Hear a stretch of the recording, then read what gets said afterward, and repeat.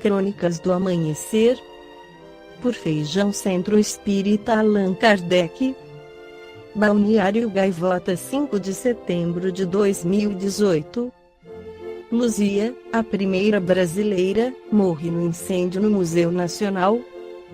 Das 20 milhões de peças do Museu Nacional do Rio de Janeiro, devastado no domingo dia 0209 à noite por um incêndio. Os brasileiros lamentam em particular a perda de Luzia, a primeira brasileira, que viveu há mais de 12 mil anos nessa parte das Américas. A perda de Luzia é para todos os interessados em civilização uma perda inestimável, declarou a FIP Paulo Knaus, diretor do Museu Histórico Nacional, outra instituição do Rio. A gente não vai ter mais a Luzia. Luzia morreu no incêndio, afirmou por sua vez a presidente do Instituto do Patrimônio Artístico Nacional IFAM, Kátia Bogea, citada pelo jornal Estado de S. Paulo. Foi uma morte anunciada, acrescentou, em referência aos cortes no orçamento que afetaram a preservação do patrimônio. Para Knaus, o que se perdeu foi um esforço civilizacional de gerações de grupos sociais que lutaram para construir esse museu, agora completamente devorado pelas chamas. A falta de recursos se dá em um ambiente de crise institucional, de crise de valores, que se agrava há vários anos, aponta. Isso é antigo, temos que parar de falar do passado e buscar o futuro imediato para reverter um processo que nos envergonha diante das próximas gerações, alerta. Os restos mortais de Luzia foram encontrados em 1970 em Minas Gerais por uma missão liderada pela antropóloga francesa Annette Laming-Pereire. A partir de seu crânio, uma equipe da Universidade de Manchester, Inglaterra, liderada por Richard Neve, fez uma reconstrução digitalizada de seu rosto, que serviu de base para uma escultura sobre sua figura hipotética. O Museu Nacional era conhecido pela riqueza de seu departamento de paleontologia, com mais de 26 mil fósseis, incluindo um esqueleto de dinossauro descoberto em Minas Gerais e numerosos espécimes de outras espécies extintas, como preguiças gigantes e tigres dentes de sabre. Com 6,5 milhões de espécimes, seu departamento de zoologia incluiu uma coleção excepcional de peixes 600 mil, anfíbios 100 mil, moluscos, répteis, conchas, corais e borboletas. Seu herbário, com 550 mil plantas, foi criado em 1831. Não é apenas uma perda para o Brasil, é uma perda para a humanidade em geral, posto que uma parte deste patrimônio não estava arquivada em nenhum outro lugar, assinalou o presidente do Museu Nacional de História Natural MNHN da França, Bruno David.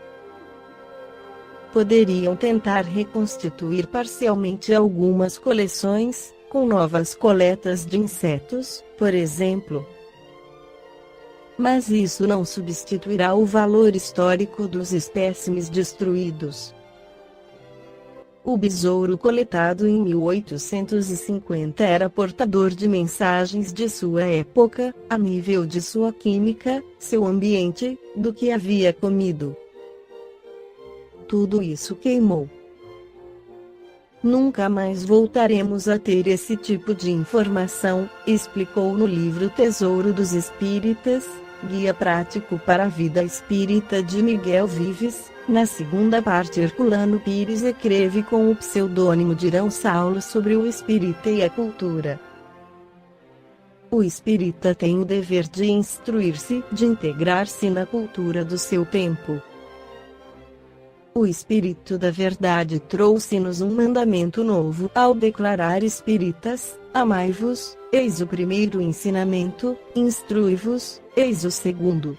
Kardec, por sua vez, ensinou-nos que o Espiritismo se relaciona com todas as ciências, e que só lhe foi possível aparecer, depois que elas se desenvolvem no mundo. A antiga lei, a do Velho Testamento, era a lei da justiça, dura e fria como a espada. Por isso, a Bíblia está cheia de matanças, ordenadas pelos próprios profetas. A lei renovadora do Cristo, que modificou o mundo e anda hoje continua a transformar os nossos corações endurecidos, era a lei do amor. A nova lei, que nos veio com a nova revelação, com o Espiritismo, é a lei da instrução. Pois não é o Espiritismo nosso grande instrutor, aquele que nos lembra os ensinos evangélicos, que nos explica, que nos ensina de onde viemos, para onde vamos e por que estamos na Terra. Não é o Espiritismo que nos consola em nossas dores e em nossos desesperos, não por uma vaga promessa, mas pelo conhecimento do nosso destino. O ensinamento do Espírito da Verdade, a que acima nos referimos, está no capítulo O Cristo Consolador, de O Evangelho segundo o Espiritismo. O ensinamento de Kardec, sobre a relação do Espiritismo com as ciências, está no primeiro capítulo de A Gênese. Aconselhamos a leitura de ambos, juntamente com este capítulo, para melhor e mais ampla compreensão do problema.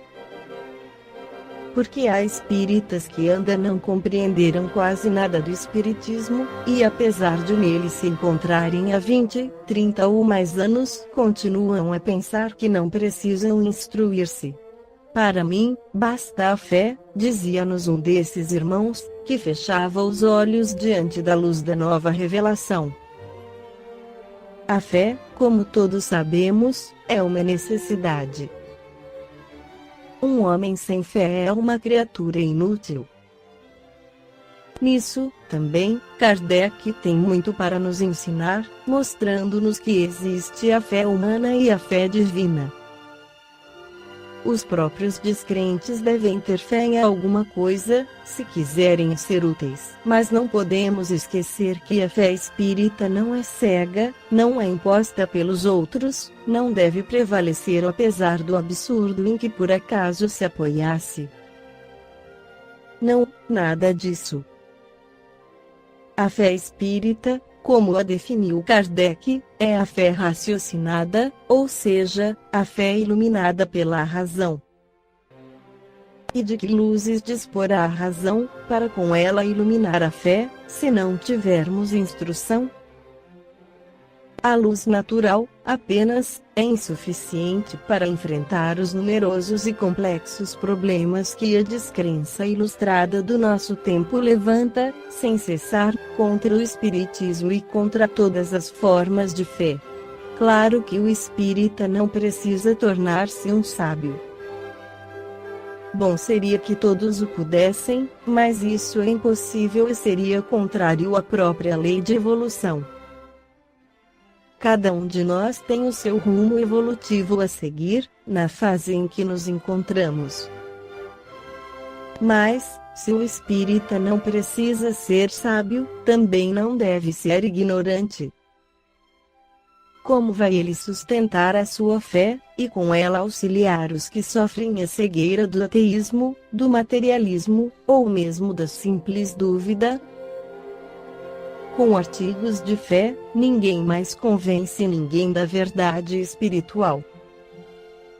Estamos na idade da razão, na fase racional da evolução humana. Temos de alicerçar a nossa fé no conhecimento, se quisermos que ela seja uma luz para todos, e não apenas uma lamparina de uso particular. Assim, vemos que o mandamento do Espírito da Verdade instruí-vos, está diretamente ligado ao mandamento de Cristo amai-vos. Pois, se nos amamos, É claro que desejamos a salvação da fé para todos, e consequentemente não podemos fechar-nos em nossa cômoda ignorância, nessa beatitude da ignorância, que caracterizou tantos beatos do passado. Não há lugar para beatos no Espiritismo. Os que nele quiserem permanecer deverão instruir-se, libertando-se de suas falsas ideias, de seus conceitos antiquados, de seus erros. Sem instrução não podemos cumprir o mandamento do amor ao próximo e do amor a Deus. Pois como amar a Deus sem compreendê-lo, sem ter ideia da sua grandeza e da sua natureza inteligente? E como amar o próximo sem ajudá-lo a instruir-se, a esclarecer-se, a libertar-se das superstições, das mentiras, dos falsos juízos? Todo espírita pode e deve instruir-se. Cada coisa vem a seu tempo, e portanto de acordo com a sua época.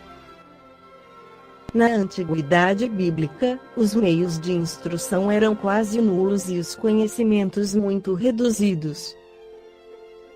Deus nos mandou então a lei fria da justiça, e por ela o profeta Elias fez passar a fio de espada os sacerdotes inimigos. No tempo de Jesus, num mundo mais evoluído, em que o homem se beneficiava com maior conhecimento e mais ampla compreensão das coisas, Deus nos mandou a lei ardente do amor, e os apóstolos a ensinaram a todos os povos, dando seu suor, seu sangue e sua vida por amor a todos. Nos tempos atuais, após o chamado séculos FI, Deus nos manda a lei de instrução, e os espíritas devem cumpri-la, para ajudar a Terra a subir na escala dos mundos. Hoje, a instrução se difunde na Terra por todos os meios, e o espírita só não se instruirá se não quiser. É evidente que cada qual tem a sua própria medida. Uns poderão instruir-se mais, outros, menos. Uns terão grandes possibilidades e chegarão até as cátedras da sabedoria mundana, para iluminá-las com a sabedoria divina do Espiritismo. Outros disporão de pequenas possibilidades, e aprenderão o suficiente para ensinar aos que sabem menos. As instituições espíritas, por sua vez, devem tornar-se verdadeiras casas de instrução, não apenas evangélica e doutrinária, mas de cultura geral. Os centros podem manter escolas superiores e fundar universidades. Porque a Universidade Espírita é a nova luz que deve raiar no mundo da cultura. Muitos dizem que não devemos criar uma espécie de cultura isolada, através de escolas que separem os espíritas dos outros. Mas a escola espírita não será nem poderá ser sectária. Será a escola de todos, oferecendo a todos a nova cultura que o Espiritismo vem implantar na Terra. As escolas do mundo, como sabemos, ensinam o materialismo, ao lado do dogmatismo religioso.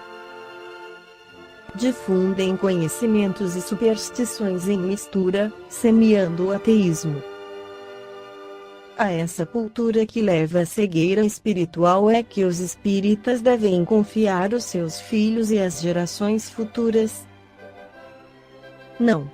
É dever dos espíritas, como foi dever dos judeus no seu tempo e dever dos cristãos no seu tempo, criar uma nova modalidade de instrução e preparar o mundo para uma nova cultura.